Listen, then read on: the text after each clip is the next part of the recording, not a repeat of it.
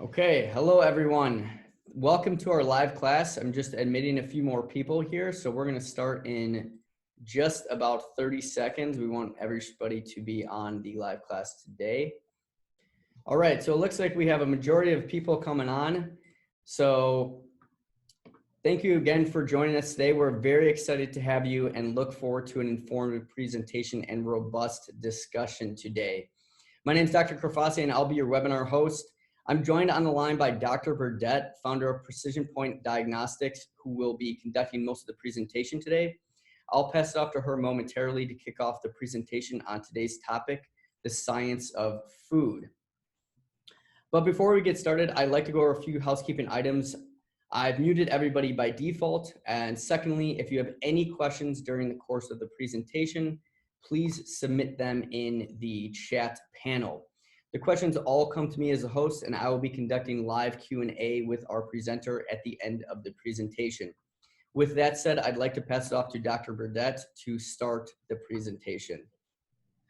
Thank you so much. Thank you for having me. I'm so happy to be here with Rupa Health. And those of you who maybe know a little bit about me, you know, in terms of partnerships and relationships that I develop out there, it is because of my background as a clinician. And so when I see something that works for me clinically, one of the first things I want to do is jump up and down and share it with someone. So thank you guys for being here with us on Friday so I can walk you through something that's near and dear to my heart. I was just considering how long I have been doing this, and I have now been in the lab industry for 20 years. And when you think about particularly the functional medicine laboratory, when you think about testing out there that we like to complain about the most, it is food allergy or sensitivity testing. But then when we think about testing that we like to order the most, it is food sensitivity testing. And so we have this love-hate relationship with food-based testing. And why is that? Well, part of it is because the human body is always in flux. So the level of an immunoglobulin can vary a little bit from day to day. Sometimes we'll have more exposure. Sometimes we'll have less exposure. Sometimes we'll do something immunosuppressive. Sometimes we'll get stung by a bee and be more hyper reactive to things because of the histamine that's in our body. But with all of those bits of details, one of the things that I can remember thinking 20 plus years ago when I left naturopathic medical school, I thought to myself, who are the most successful practitioners out there I know? And one of them that came to my mind was a Dr. Alan Gaby. You may have heard of him. He wrote the natural medicine textbook. It's always right here next to me. It's here at my left right now. So very evidence-based, research-oriented, etc. Another I can think of is Dr. Klinghardt, and you guys might know him as well. I got the pleasure of being in one of his classes, and so eclectic and very naturopathic in origin. So when you think about the spectrum of approaches to clinical practice, in many ways quite different. What did they have in common? One of the major things they had in common is that they were very forthright in terms of dietary changes. Then when I joined Progressive Medical almost 20 years ago, not quite, it is a large clinic in the Southeast, one of the largest integrative clinics. I have a residency there. My partner, Dr. Gazzagoli, built this clinic over 30 years ago and has sustained it in times where natural medicine was not as popular. And what were part of the pillars or the foundation as I started practice there? Dr. Agoli told me two things. We want to make sure to work to detox every patient, and we have to change their diet. And so through working at Progressive Medical, really working with majority of the major food-based testing that was out there, and then running to Dr. Agoli and saying, hey, you know what? We're doing some amazing things here. Why don't we develop our own testing? I like these. They do quite well. People get better when they utilize them, but I think that we can take it to the next level. And so that was the birth of Precision Point Diagnostics, one of the over 100 labs that you can get on Rupa Health. And I'm so happy to be in this partnership because it allows us to reach more people. So if you're confused about food-based science, You are certainly not alone. And the reason you're confused is because the field itself is confused and practitioners within it are confused. And so one of the things that we'll always grapple with is we'll listen to maybe even immunologists that will say, well, IgG testing doesn't matter. But then we'll use IgG testing with our patients and they'll get better. So it really seems to matter, and we're left, and then maybe we're talking to an insurance company about why they should cover it, and they might say something like, there's no data about that.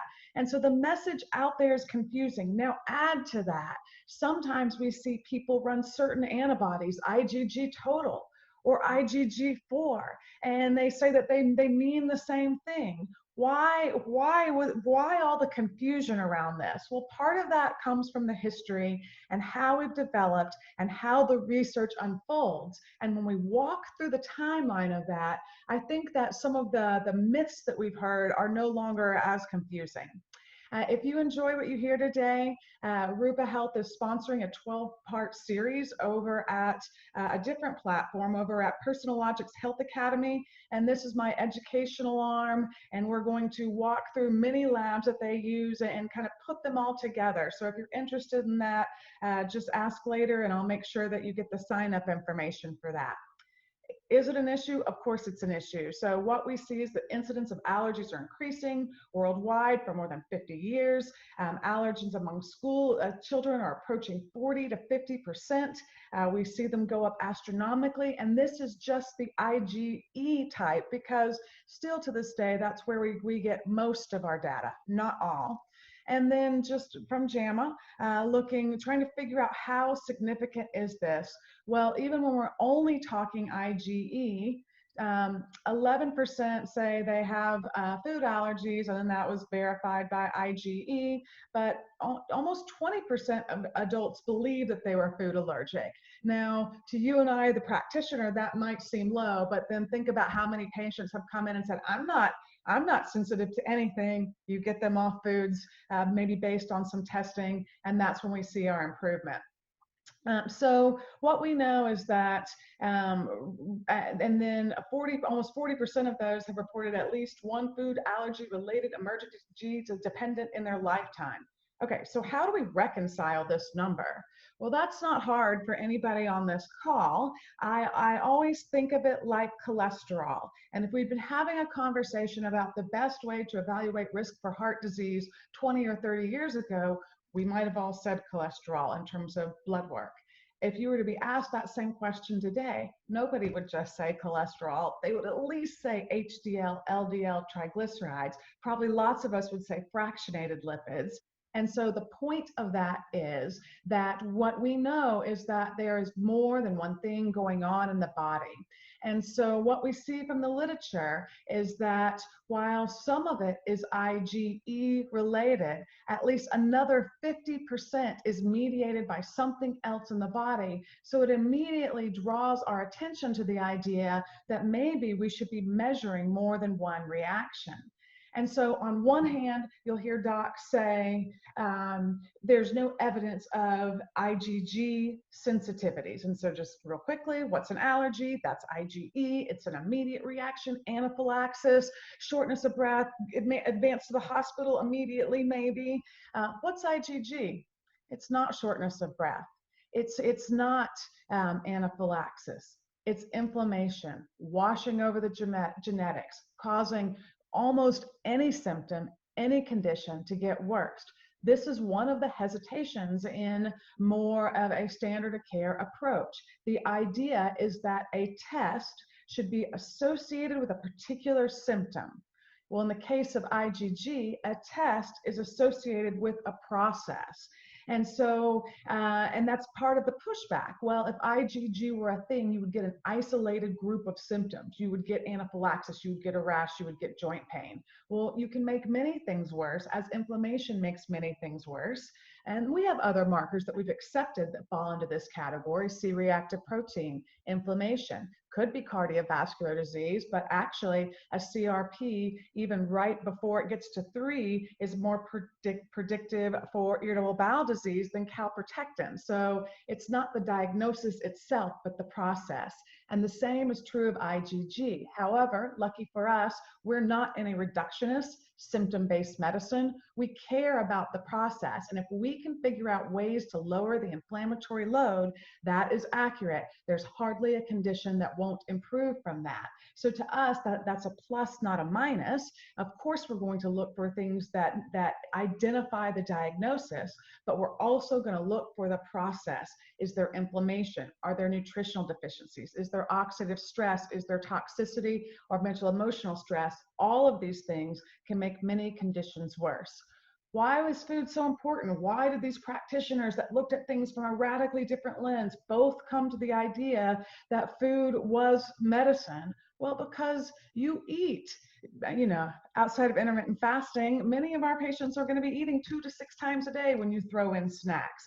And the gut is the size of a tennis court. So we either had the opportunity to create inflammation over something the size of the tennis court 2 to 6 times a day, or not, to nourish the body, give the body the things it needs.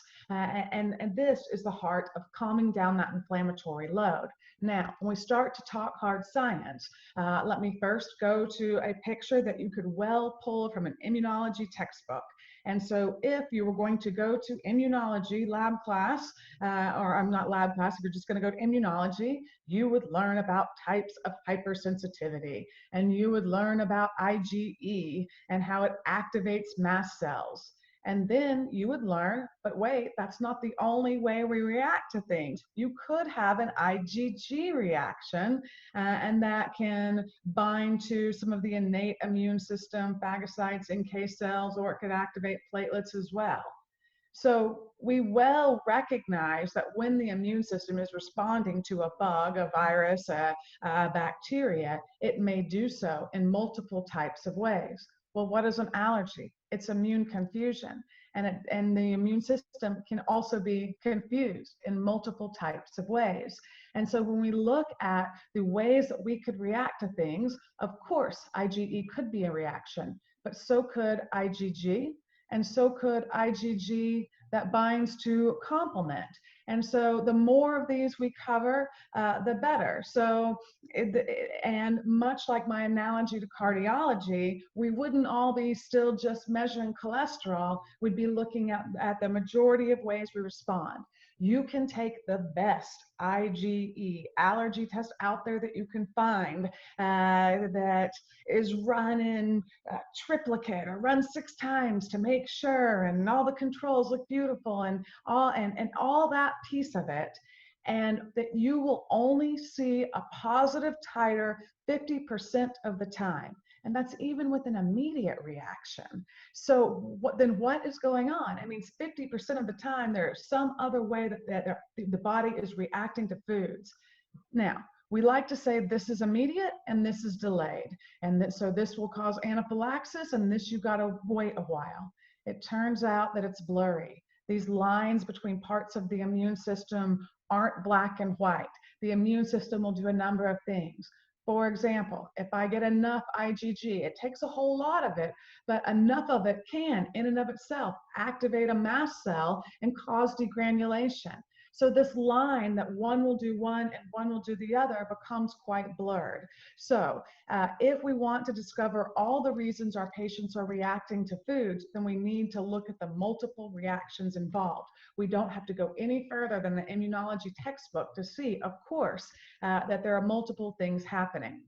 And so then we think, well, why? Like if you have ever had a conversation with an insurance company, for example, one of the things they want to tell you is there's no research in IgG. And we'll get to that. It's true, in 1965, there was very little research. And if you happen to turn to the part of the policy that's citing evidence that says there's no research, my bet is what you're going to find is something dated about 1985 or before. Well, about 1985, we weren't showing multiple types of hypersensitivity. We didn't understand the immune system in all its depths. But if we're allowed to fast forward to where the data actually is, we'll see that there's very good supportive evidence, of course, for IgG, but also for additional ways that we react to foods. So if we have the luxury to do so, and if changing diet is one of the most fundamental things that we can do for people, and everybody out there is going to agree that those that are able to make significant dietary changes do the best. Well, what about that you said in the beginning, that people's antibodies can fluctuate and it could be a little different day to day? That's true, but the trend will be there. And the things that spike the most and the things that trigger the most parts of the immune system are going to be the foods that you react the most to. And what are we supposed to do with this information? Well, we take the food away. We work on a gut-based approach. And then most likely at some point, you're going to reintroduce foods one at a time, with a couple of exceptions. We may never bring back gluten or wheat. That molecule is just so inflammatory. And we'll look at some of the reasons it's inflammatory even beyond an allergy, even after you heal the gut. You may never bring back dairy in some people. Some of their reactions that were absolutely horrid for them, those you might not bring back. But the little ones, those are things that you're going to reintroduce at some point and see if they can tolerate it or not. So when we're asking the question, has any harm been done? My firm answer is no. And so I describe IgE as immediate and possible, the hospital and shortness of breath. And IgG is this slow burning fire of inflammation. Does that mean it's insignificant? No. And I'm always think back to this kiddo who had a IgG reaction to gluten. Her mom's a pediatrician at Emory, and she had costochondritis, but it was so bad that she was already using a cane. And they said, when you get some pain meds with that, and your next option for treatment is more pain meds and a wheelchair. And this mom from a very conventional background said, there must be more for my daughter.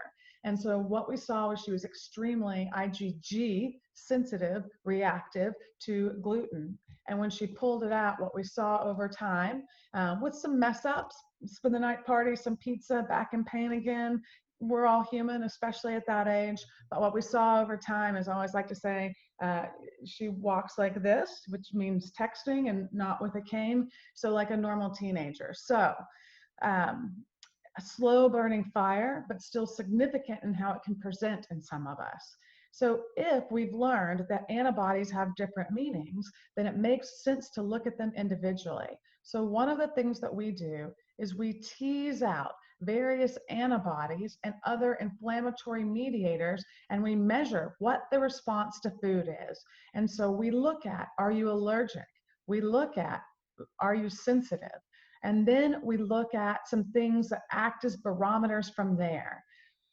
So one of the things that you might think about if you are questioning is you might go, wait, look how this is broken down. The IgG4 is kind of here with the allergy piece. That's curious to me, because I know some people that just measure IgG4 as a food sensitivity. So what does the data say? Well, what the data says is that IgG4 has the potential to block IgE. So here we sit, that mast cell waiting for IgE to bind to the receptor, and here in that mast cell causing it to degranulate and to spew histamine everywhere. However, have you ever had a patient who said, I did have allergies to dairy, but I grew out of them? I did have allergy to crab, most common adult onset allergy, but I grew out of it. And is that possible? Of course it's possible. If our relationship with food was such that the strawberry would often kill us, the peanut would often kill us, we would not be this successful as a species. And I would argue we're pretty successful as a species. And so what our body does, if at one time we make IgE, we then try to make IgG4. And the reason for that is if I can change how the antibodies I'm making, and now I can make an IgG4, it sits in this receptor and blocks IgE without stimulating release of the mast cell. And how do we know this to be true? There's actually so much data on this. And where do we get that data from?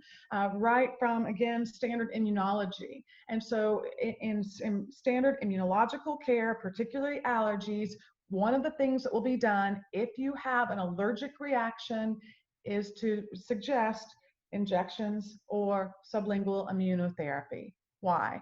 Well, because those small amounts of food increase IgG4, blocking IgE. It's the mechanism of action by which injections of small amounts of antigen work. So it is very well documented. Part of the issue there is little tiny amounts will increase interleukin 10, and interleukin 10 is also the one that's in breast milk that says, oh, we should be accepting and we should not react to things. You're a brand new newborn and we don't want you reacting to every single food on earth. Other things that increase IL-10, probiotics, also your omega-3s. So when we think about decreasing sensitivities, you probably would have thought about both of those things, but it works for IgE as well. Now that's another question that we've had. Wait a minute. I was taught once an IgG, always an IgE. Turns out that is not a reality. In fact, the half-life of an IgE antibody is 4 days. Half-life of an IgG antibody is 21 days. Why? Because if you get stung by the bee and make an IgE reaction, we don't want that sitting around very long, because if you get stung within 4 days, that reaction is going to be so bad now that it's going to be more anaphylactic. So we try to break these things down rather quickly so that we don't have the impact from the immune system overreacting. We get told once an IgE, always an IgE, because it can occur.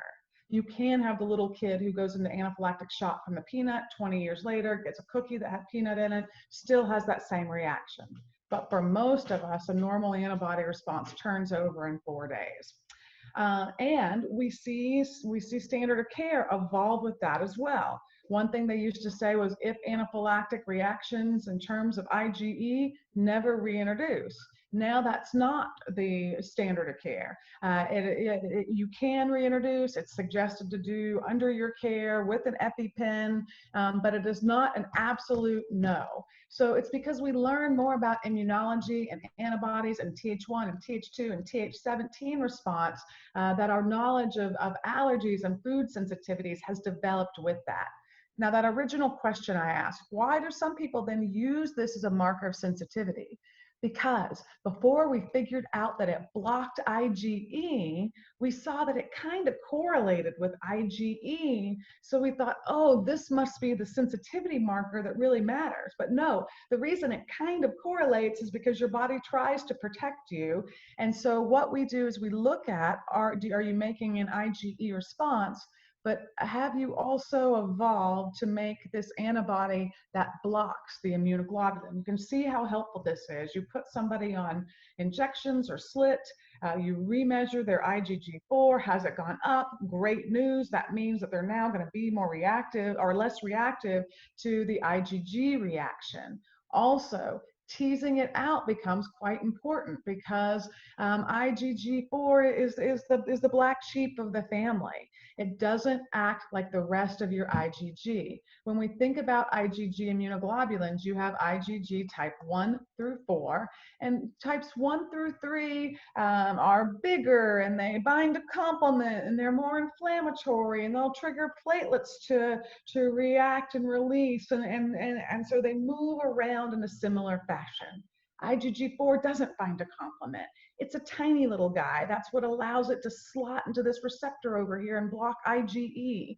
And so if we tease it out and measure it separately, then we get a much better clinical picture. So one of the things you'll hear out there is people say IgG is not good because different antibodies do different things. True enough, but if you tease out the one that's doing something different, then we've overcome that clinical limitation. Then we've further go on to learn about type 3 hypersensitivity, right there in the immunology book. And that's where IgG is reacting with complement. And we first learned about this from researchers that worked on polio and the polio vaccine. And what they found was that you give a vaccine, and it was not the person that got the highest IgG titer that was the most protected. And so he's trying to figure out, well, it should be the more of this antibody that goes up, the more protected you are. So what else is going on? So dug around and looked to see what was there. And what he found is that when you had an IgG antibody that was bound to complement, it worked it better. So in the case of polio, killing it more, but in the case of reactivity to foods, that's worse. This is a more inflammatory reaction. And so in fact, that coupling of IgG to complement amplifies that reaction 10 to 1,000 fold. And so these are those patients, when you've worked with IgG in the past, and you're like, I don't know, the high ones didn't cause her migraine, the moderate ones did. Shouldn't the higher reactions be the worst one? Well, the reason for that can be because that higher level, that moderate reaction actually had complement present too. And so if we begin to look at, okay, yeah, this is a lower reaction, but you also have complement, then we're going to know that those are going to be the more important reactions. So we can have IgE. It can be blunted by IgG4, so it's nice to look at those contextually together. We can have IgG reactions that are amplified by complement, so it's nice to look at those contextually together. And so this is why we innovated to create a test that looks at multiple ways the immune system reacts, because it mirrors immunology. Again, the best immunologists will tell you IgE only has a positive titer 50% of the time, so we know something else is going on. Okay, that's a lot of data. And now you're thinking, that's well and good, Dr. Burdette, but how am I ever going to get through that with a patient? So we do some things to help with that as well. First of all, we give you a couple diet choices. There's one in there that takes out the highs and the moderates. That's your more restrictive. We do one that just takes out the highs. That's your less restrictive. So you can kind of pick and choose where the patient is at. They've never changed diet before in their life. They're crying they're using every last tissue on your desk. You might start with the less restrictive. They have a rapidly advancing multiple sclerosis, and then you want to calm down inflammation as quickly as possible. You're using the more restrictive. And so just giving you some clinical tools. Then all those immune reactions together, how do I explain to the patient this one's high, this one's low, warm, hot, cold, something like a Goldilocks kind of thing, just right. So we also did what we call an immune index. And it's a combination of adding some of those markers together, taking out part of the score for IgG4, and then looking at all those immune reactions and saying, which food do you react the most to? And which food do you react the least to? So we just ranked all 88 foods from top to bottom. So let's say your patient messed up and they took prednisone and they didn't tell you about it. The test is not worthless. Even though the immune system was suppressed, you're still going to know which foods are they reacting to the most. Let's say they are mast cell complex issues, and so they're just hyper inflamed and everything comes back positive, and you feel like they still need to eat something from day to day. You may say, you know what, you're reacted to lots of things, but I just want you to focus on the top 20. And so it's a way to give you a sliding scale so that we can really meet each person where they're at. Now, from a clinical perspective, what is the most clinically correct answer? To remove a food that's creating inflammation? Absolutely. It's just that what's most clinically appropriate is not always attainable by a patient. So if you're sitting there going, why is she giving the patient a way out? Is because sometimes we need ways to reach people, and so we'll have to moderate from there. Another thing we wanted to provide for you is, okay, they might have reactions. And are those reactions showing up in categories? Okay, so they're having high levels of reactions. When I look at this column, their high levels of reactions are over here in the FODMAP area. So maybe the foods that are FODMAP, onions, garlic kind of thing, are creating more inflammation. And maybe if I look at that style of diet, my patient could further respond to that. So I generally will say, just take out what they're most reactive to first, see how they do.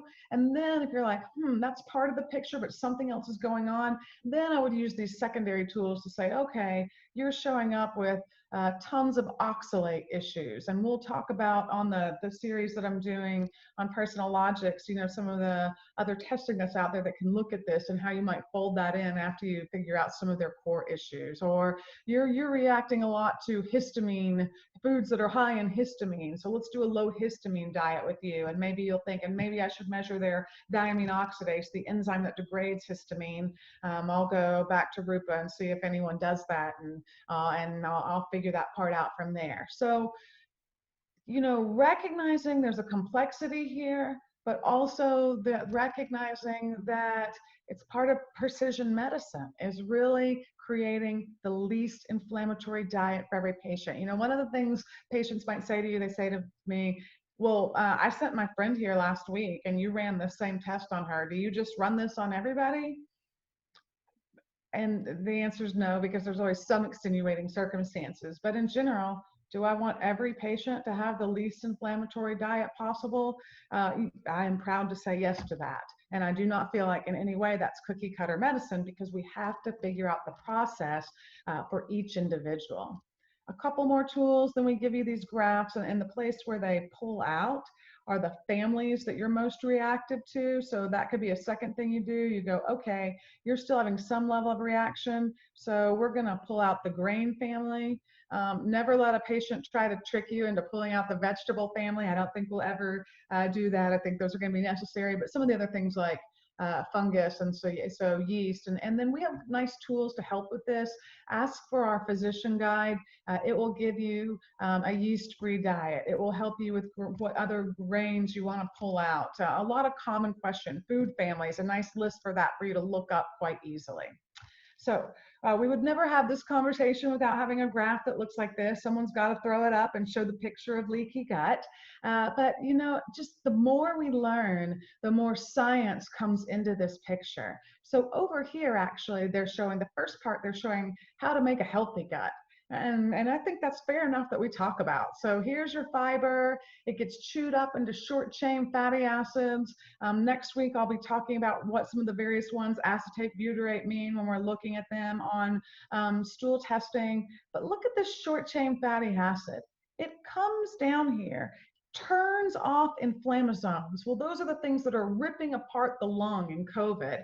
Turns off one of the most inflammatory mediators, sends a signal back to build a healthy gut, to have that integrity. So it's your microbiome and it's fiber and all of these things. And I just bring that up to say, absolutely, food removal is a good idea, but if you want to retrain the immune system, layering some probiotics with that, some immunoglobulins and things that create fiber are going to help your patient get better faster.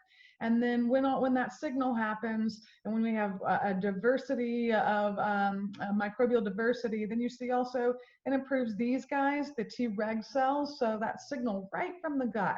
And that Treg cell is the one that puts the immune system back in balance. That Treg cell is the one that's underactive in autoimmune conditions, underactive in COVID, where the immune system goes haywire. And so all of this immune priming happens at the gut. So then over here where you see the gut lining breaking down, now what's happening is you're moving towards this Th2 response, more of an inflammatory response. You activate that naive T cell and we're off to the inflammatory races. So you bet your bippy, I want each patient on the least inflammatory diet possible. And so, yes, food allergy too is a growing problem. It's not just environmental foods as well. What we see is that they're going up, but even though they are going up, interesting, we're changing what we're doing around peanuts, introducing it a little bit earlier. Now, why would that be the case? And it turns out one of the reasons is because the immune system is still more flexible at that moment in time. And if you're still breastfeeding, then you're giving that IL-10. And remember, desensitization increases IL-10, but Mother Nature did it first. She provided it through breast milk. And so the idea is if you're getting it at the same time that signaling is going on, you're going to have a better response to it. Another time you got a better response was here, kiddos reactive to peanuts either got peanut immunotherapy injections or they got peanut plus lactobacillus. And a pretty amazing thing began to happen. What you saw was at the end of the trial, the children that got the lactobacillus as well, 82% became tolerant to peanuts. If you're looking at the placebo group with no work on the microbiome, 4% acquired tolerance. Think about that. So if you've taken a patient off their foods and they're still not getting better, ask them, are you actually really taking that probiotic I put you on? Because that is key. And then out of those 80%, when they got the probiotic with it, 4 years out, 70% still had long-lasting effects. And in the group that did not get it, I think I don't even know how much of that 4% had any long-lasting effects, if any at all. And so I say this to say, if you remove foods and you're still not getting there, definitely we want to focus on what we can do for the microbiome. And then the next question is always going to be from the patient, how long do I have to do this? I used to like to hem and haw and say maybe only a few weeks, maybe a few months. I think that's a disservice. I think you'll be able to start bringing some things back in, but those larger immune reactions, you probably really want to keep those foods out for at least a good 9 months. And the reason for that is think about desensitization.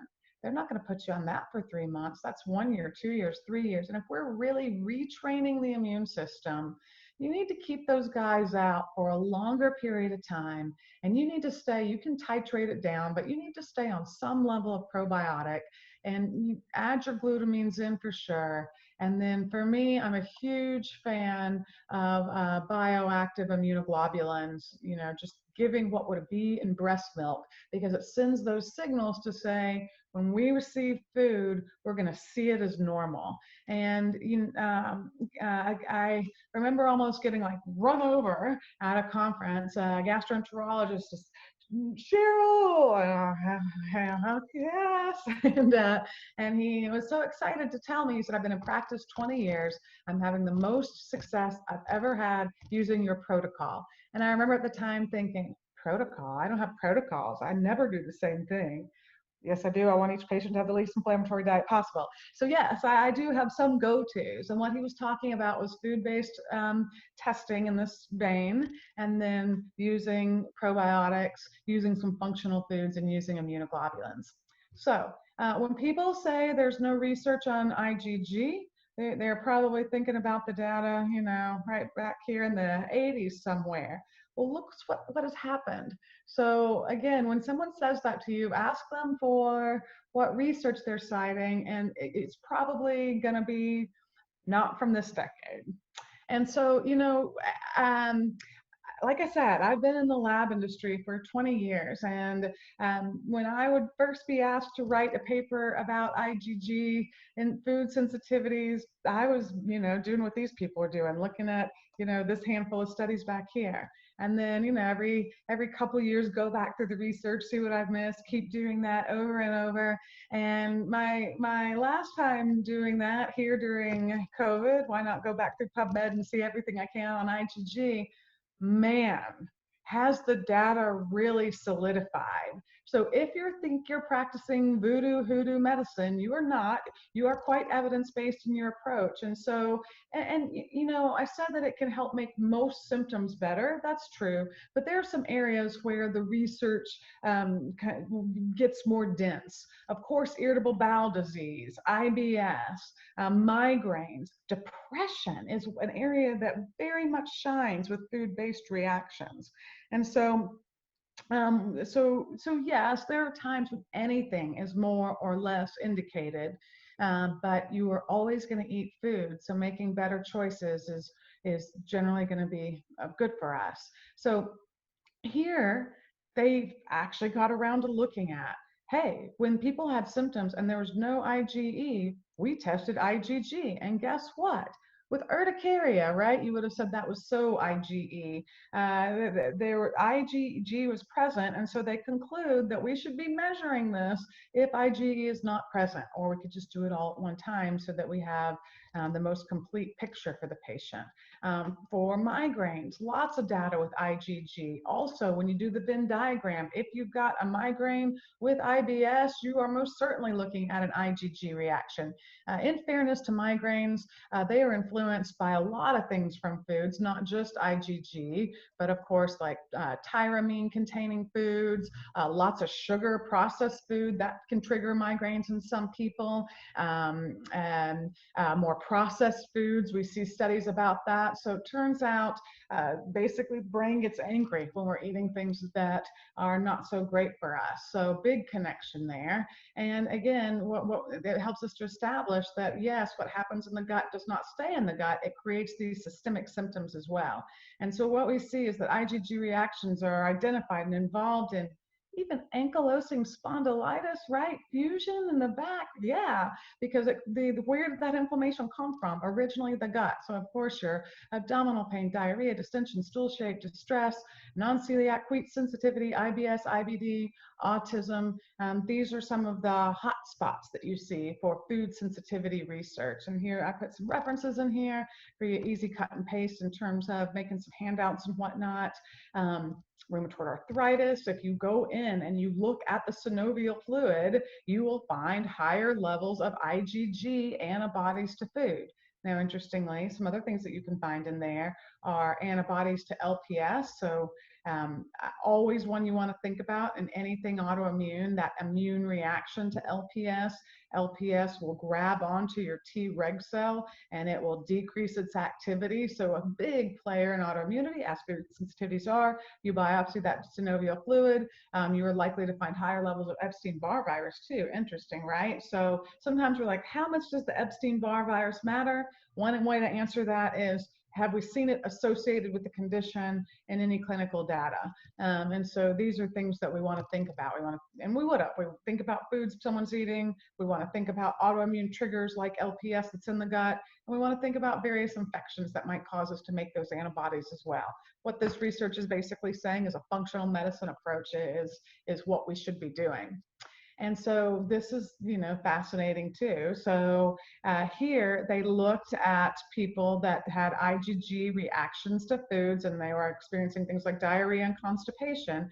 And what they saw was they had higher intraepithelial lymphocytes and the digestive tract, very similar to what's seen in celiac and colitis. So it's not the same. It's not the same transaminase, but the inflammation is still resulting in the same type of immune presentation. So this is why it can create some of the same symptoms. And check this out too. More with the IgG1 and 3, with a decrease in the IgG4, the one that blocks allergies. So we see that pattern showing up in terms of people with celiac disease. And so when people say, well, IgG has nothing to do with celiac disease, well, it might not be the go-to for how we diagnose it, but it can certainly be a process that makes it worse. It just makes sense. You can have celiac and still have sensitivity to wheat, and it wouldn't be a great idea to keep eating wheat in either case.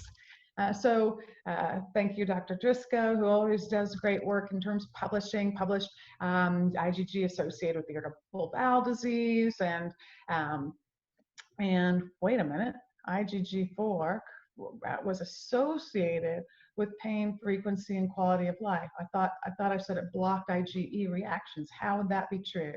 Because nothing in the immune system likes to do just one thing. The body doesn't make it easy for us like that. So it does turn out there are certain conditions where IgG4 gets confused and quits working more as a blocker.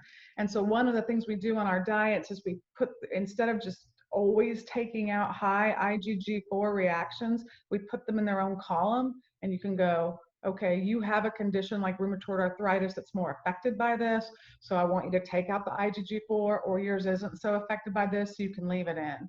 A big one that probably a lot of us deal with, autoimmune thyroiditis. So for your thyroid things, they looked at thyroglobulin antibodies, TPO antibodies, and compared the amount of damage they were doing compared to IgG4 and to complement.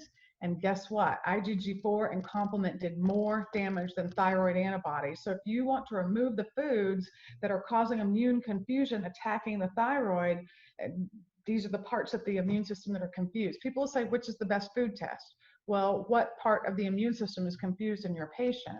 And that would be the way to line those things up. So yes, Crohn's patients got better, C-reactive protein went down. And another study with Crohn's patients, when you took out IgG reactions, interferon gamma went down, abdominal pain decreased. So all these things just corroborate the idea that yes, there is data around IgG. So let's speak a minute to methodology. Why can different tests be different? Well, if somebody brings in something from, just one of your standard big labs out there, they're of course looking for ways to cut costs. So they're going to use a polyclonal mini antibody system in terms of looking at these things. We use a monoclonal antibody system. So this decreases cross-reactivity. So if you can't always compare every test because it matters what type of testing that you're using. And so we're taking precautions using this monoclonal to really try to decrease that cross-reactivity as much as possible. You can't, it's not absolute because you'll still have some amino acid sequences that are similar from one thing to another. And so it can tell us different pieces of the puzzle. Some things are just different methodologies, like a live cell methodology. It puts food next to the cell and then sees if it's going to grow. Well, and that can tell us some things, but there's only inflammatory cytokines 36 to 42% of the time with that methodology. Sometimes your white blood cells growing is because it's preparing for phagocytosis. So for example, antioxidants can do that as well. So there can be some confusion in what you're looking at there. Are you using when you're coating plates, are you using organic versus non-organic? And when you coat those plates, if you coat them really heavily, then you can get an antibody to bind. If you coat real lightly, then nothing binds. So all these methodological pieces go into really making a good test.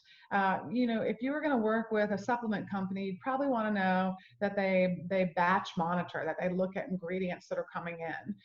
One that I work with probably sends back more than they accept. So you want to know the same thing in terms of food sensitivity. So some of the things that we do is we run knowns at the beginning, middle, and end of our run, and then make sure all that looks the same at the end. We put controls on every plate as well to make sure they're behaving correctly. We correlate from batch to batch. So we're doing a lot to make sure there's standardization. Why do we have more food reactions? Yeah, not news to anyone here, but something like glyphosate all over your food. If you douse your food with a chemical, it irritates the immune system and you start to see more reactions to that. So some people will say, well, why look at all the other IgG? And they'll say, well, you can only get reactions to proteins. But that's not true. We're looking at IgG2 as well, so you get that polysaccharide thing. IgG3 does both. And so this is why it's important to tease out what you're looking at and where. What about retesting? When should I look at my patient again? Well, really, you're going to see a significant decrease in about 6 weeks. But I would encourage you to at least wait 3 months, sometimes even a little bit longer. And the reason for that is you really want to heal that tissue. You want to give them a chance. But the reality is the half-life of your IgG antibodies, 21 days, IgE, 4 days. So, and that's why they'll come back at their next visit and say, I'm already feeling better. But just like desensitization, to really retrain the immune system, we kind of want to dig our heels in and go the distance. For me, the goal is not to take out every food forever and ever and ever. It's to limit those ones that are really triggers for you, take out foods long enough to retrain the immune system. So eventually you're eating more foods without pain rather than plenty of foods with pain, or even less foods with less pain. The idea is really to open up the diet here. Remind patients of that because they're only hearing what you're taking away from them. A nice little trick that I learned from that, one of the dietitians that I get the pleasure of working with, Lee Russell, she taught me, don't start with the negative, Cheryl. Don't show them what they can't have. Show them all the foods they can still have and say, do you like any of these? And certainly there'll be something on there that they like, and then say, okay, now these are the ones you can't have. So we'll focus on what you do like. Other things that can blunt an immunoglobulin response if you're just like, I know that they're reacting to food, we'll check in with them about what they're drinking. And, if they're drinking as a male more than 2 drinks a day, as a female more than 1 drink a day, then it might not be the test. It might be they blunted their own immune system. Look inside their mouth. Is there periodontal disease? This is another reason that you'll be immunosuppressed. Gender, women, we make more immunoglobulins, men make a little less, and then you might diagnose an IgG subclass deficiency as well.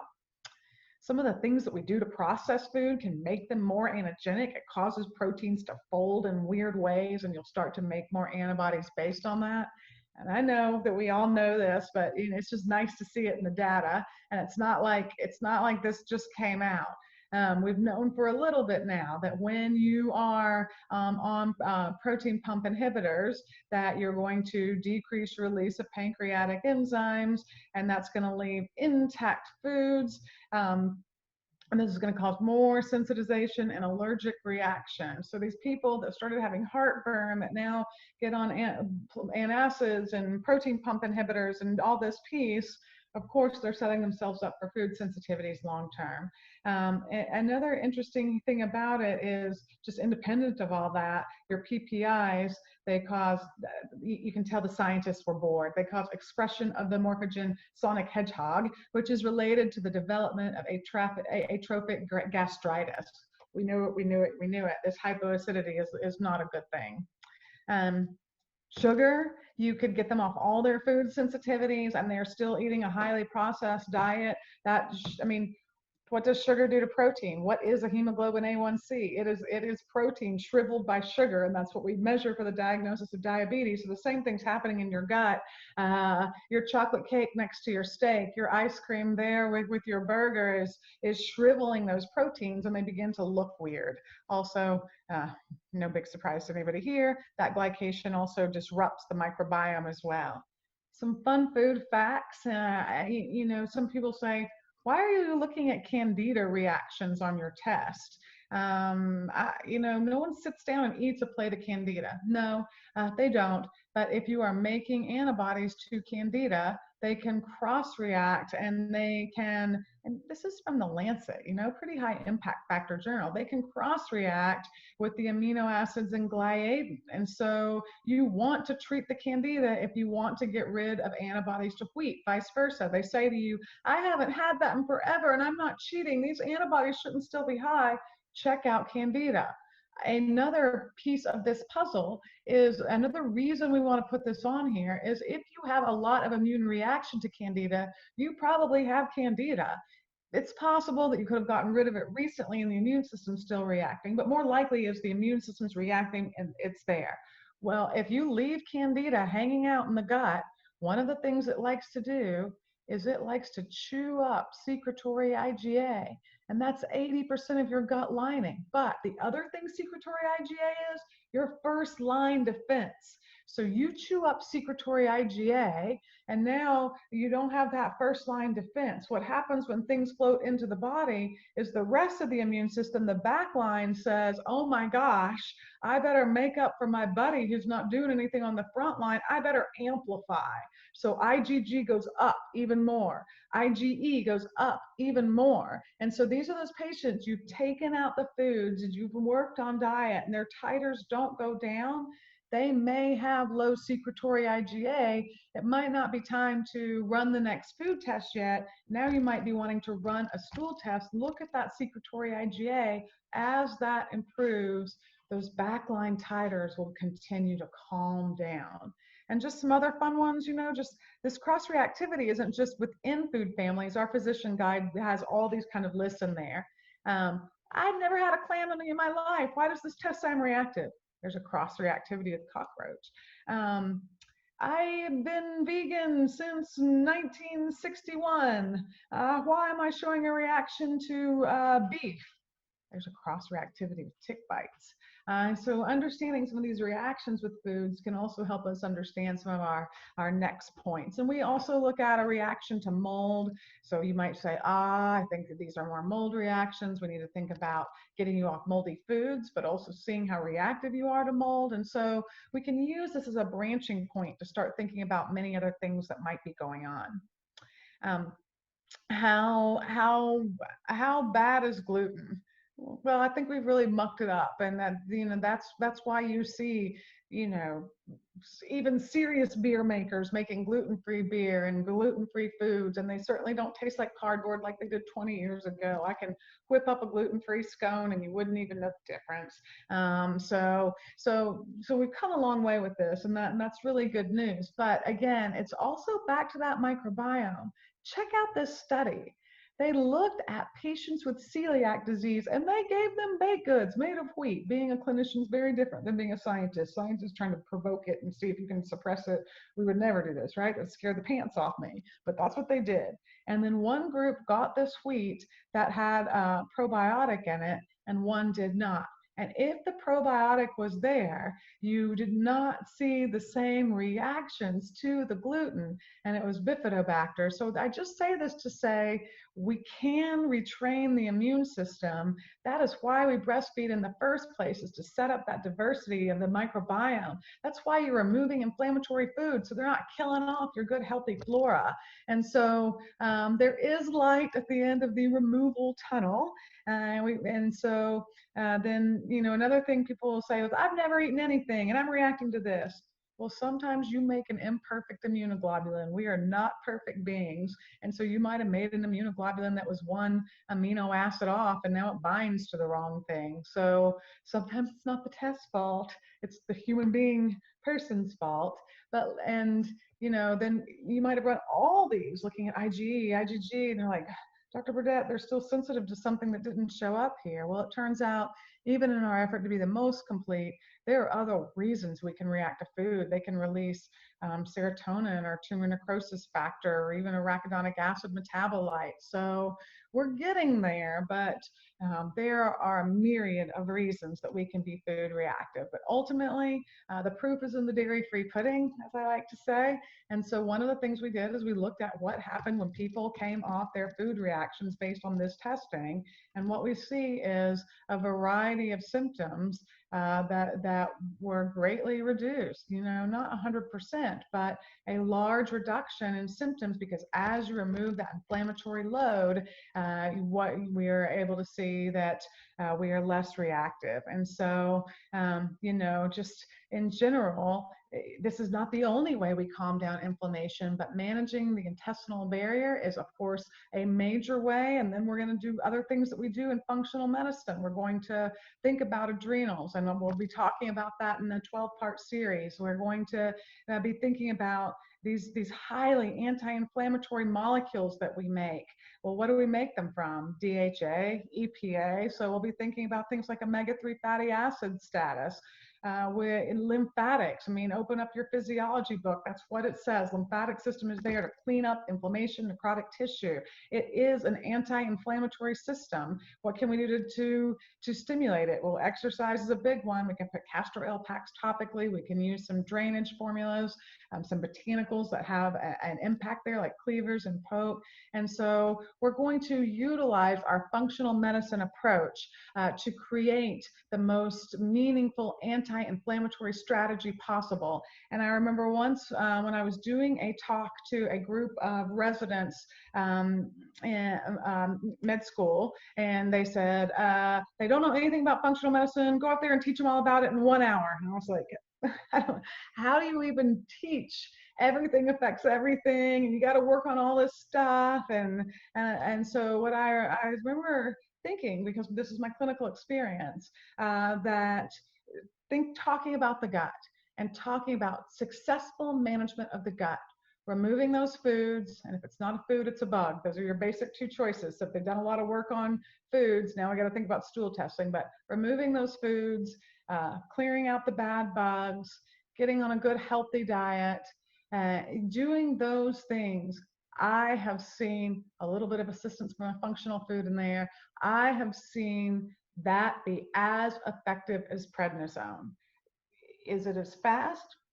In an extreme way. If we basically, I'll have people do yank out everything that you ever thought you were reactive to again, because the body changes.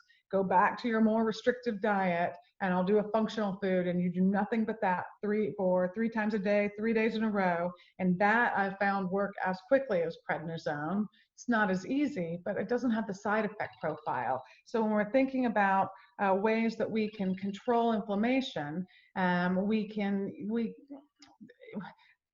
certainly standard of care has tools, but they're not without their downside. And we can do the same thing by treating the person, working through that gut-based health. And whether or not it's the most eclectic practitioner out there you can think of, or someone who's highly evidence-based talking to you about this study, that study, one of the things you'll probably find they have in common, if their practice is successful, they spend a lot of time focusing and thinking about food.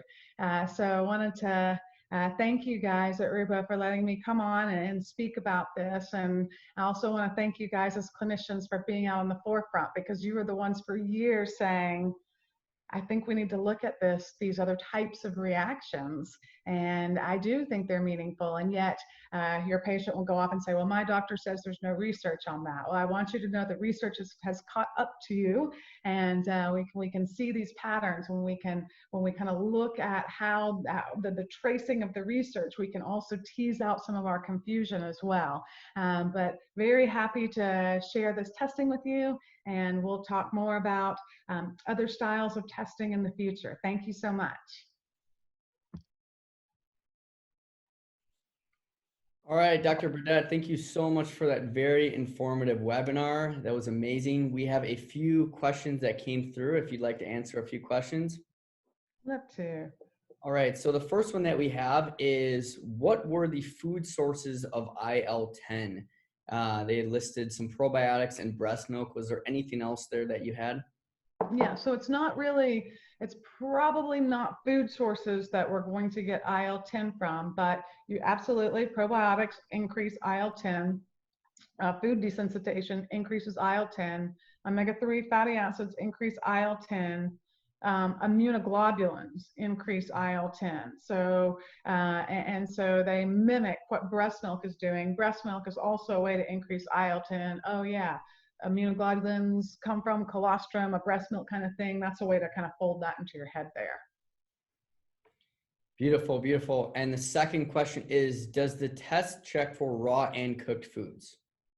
No, we don't. And you're absolutely right to think about differences between those two. But what we did is we looked at over 300 foods, and we looked at different preparations, and we looked to see how much different there was. And so what we saw was there was a really steep drop off. There wasn't that much of a difference between raw and cooked, and some of those other 300 and something minus 88, you didn't really see come back very often. So what we decided is, in order for this to be utilizable, it also needs to be affordable. And so we said, let's pick the things that have the most immune reactions. And since we did not see a huge statistical difference between raw and cooked, we decided not to test both ways. Now, in terms of clinical practice, if you pull one out and they can't handle it raw, then absolutely cook it, or vice versa. Changing those proteins can go both directions. So certainly, yes, some people will do better if it's slightly blanched kind of thing.